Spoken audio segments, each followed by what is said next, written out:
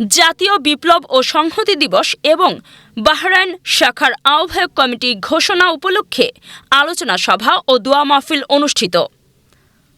Staff reporter মাহির তালুকদার আলমের পাঠানো তথ্যচিত্রে দেখুন বিস্তারিত।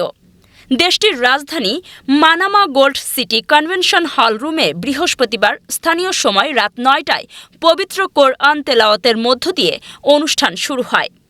অনুষ্ঠানে আহ্বায়ক রুহুল আমিনের সভাপতিত্বে সিরাজুল ইসলাম চুন্নু ও মোহাম্মদ সেলিম এবং ফিরোজ আলম কিরণের যৌথ পরিচালনায় অনুষ্ঠানে প্রধান অতিথি ছিলেন যুগ্ম আহ্বায়ক আখতারুজ্জামান মিয়া।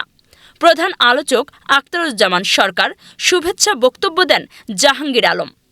গেস্ট অফ অনার সিনিয়র যুগ্ম আহ্বায়ক আবুল বাশার, আব্দুল গনি মজুমদার, মহিউদ্দিন, ক্যাপ্টেন হুমায়ুন কবির, কামাল উদ্দিন, মহসিন চৌধুরী, মাসুদ আলম, এইসএম সুকার্ণু, মনির মিয়া সহ অনেকে।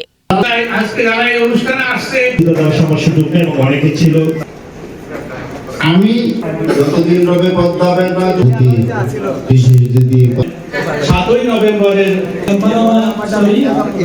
এবং ইনশাআল্লাহ ভবিষ্যতে এ সময় রুহুল আমিনকে কমিটির আহ্বায়ক এবং সিরাজুল ইসলাম চুন্নুকে কমিটির সদস্য সচিব করে 85 সদস্য বিশিষ্ট আহ্বায়ক কমিটি ঘোষণা করেন রফিকুল ইসলাম আকন।